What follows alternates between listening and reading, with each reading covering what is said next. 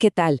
Hoy vamos a hablar de un lugar que parece sacado de otro planeta, un rincón del mundo donde el desierto más blanco y salado se encuentra con la vida más imponente del océano, un lugar donde la tierra es sal y el mar es un santuario de ballenas. Y aquí es donde la cosa se pone interesante. Miren esto. Por un lado, tenemos la salinera a cielo abierto más grande de todo el mundo, una operación industrial monumental. Y por el otro, uno de los santuarios de ballenas más cruciales del planeta. Y lo increíble es que ambos están ahí, en el mismo lugar, uno junto al otro. Entonces, la gran pregunta es, ¿cómo es posible esto?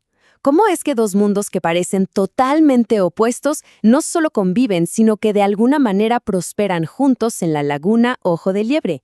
Bueno, vamos a meternos de lleno a desentrañar este misterio. Para entender cómo llegaron a este punto, hay que irse un poco para atrás en el tiempo. La historia de Guerrero Negro, como muchas buenas historias, arranca con una tragedia en el mar que, sin querer, le dio un nombre y, mucho después, un propósito completamente inesperado. Fíjense qué curioso. El nombre, Guerrero Negro, es la traducción directa de Black Warrior.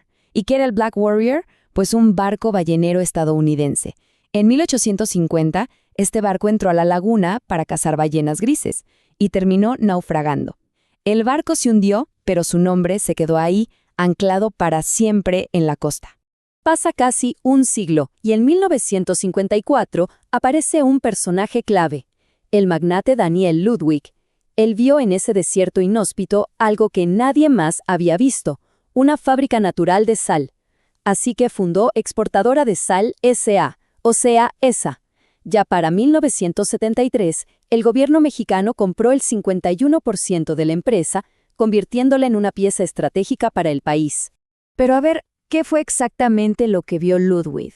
Vio que la naturaleza ya había hecho todo el trabajo pesado. Se dio cuenta de que no necesitaba excavar minas ni nada de eso. Solo tenía que aprovechar los elementos que ya estaban ahí, en una combinación que es prácticamente única en todo el planeta. Es que es la receta perfecta, como si la naturaleza hubiera puesto todo en su lugar a propósito. Primero, un sol que no da tregua, que es el motor de la evaporación. Segundo, vientos secos y constantes que se llevan toda la humedad. Tercero, casi no llueve, o sea, menos de 100 milímetros al año, así que nada diluye la salmuera. Y por último, el suelo de arcilla que actúa como una tina gigante e impermeable, evitando que se filtre el agua. Una verdadera alquimia del desierto. Y el proceso es una especie de baile con la naturaleza. Primero, se bombea el agua del mar a unas albercas gigantes y poco profundas. Después, por meses, el sol y el viento hacen su magia. Una vez que el agua está súper salada, se pasa a otros estanques, los cristalizadores, y ahí se forma una costra de sal casi pura. Por eso, allá no dicen que extraen sal, dicen que la cosechan, como si fuera un campo de cultivo. Claro, para esa cosecha se necesitan herramientas, monstruosas. Estos camiones, los DART, pueden cargar 160 toneladas de sal en un solo viaje. Verlos moverse en medio de esa inmensidad blanca es como ver edificios en movimiento. Es un testimonio brutal de la ingeniería humana en medio del desierto. Y ahora sí, vamos a la parte que es, de verdad, la más alucinante de toda esta historia. ¿Se acuerdan de la paradoja del principio? Bueno, resulta que esta convivencia entre la industria y la naturaleza no es un accidente, para nada. Es un equilibrio buscado, lleno de reglas y un respeto que se ha ido construyendo con las décadas. 9.000 kilómetros, imagínense esa distancia. Eso es lo que viajan las protagonistas de este santuario cada invierno. Las ballenas grises nadan desde las aguas heladas del Ártico hasta la calidez de la laguna Ojo de Liebre.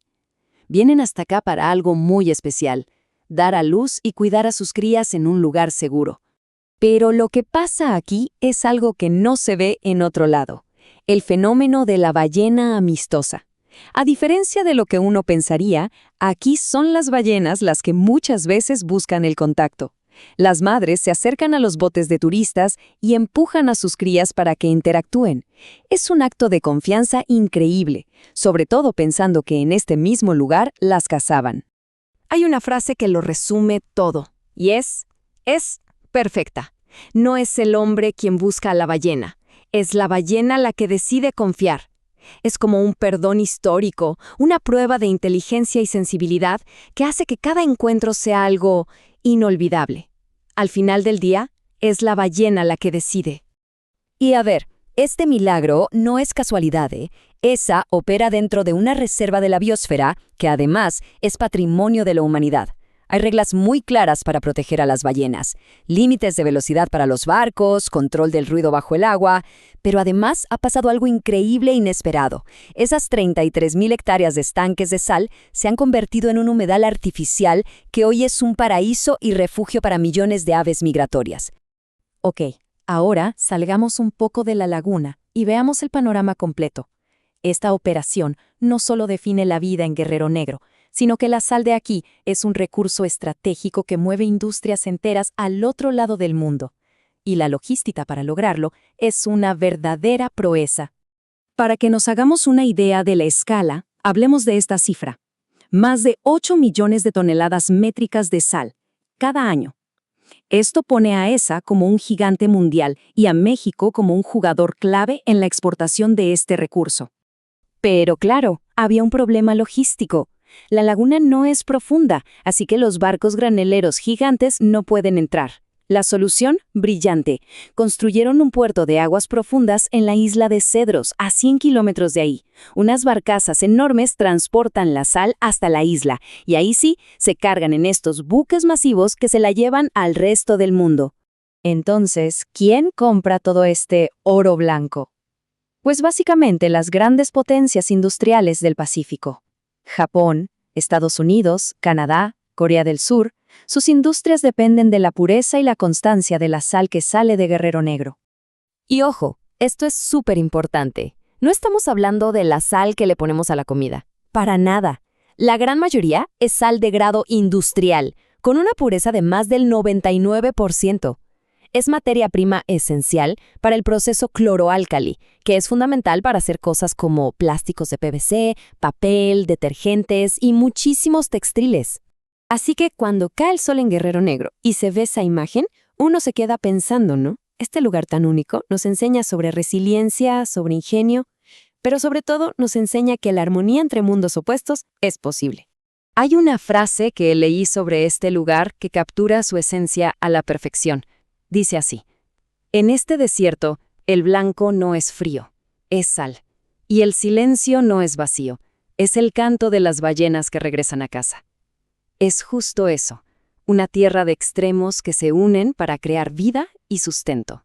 Y esto nos deja con una pregunta flotando en el aire. Guerrero Negro nos demuestra que el desarrollo y la conservación no tienen por qué ser enemigos. Si este equilibrio es posible aquí, en el desierto más árido y en la salinera más grande del mundo, nos obliga a preguntarnos en cuántos otros lugares podríamos estar intentando lo mismo.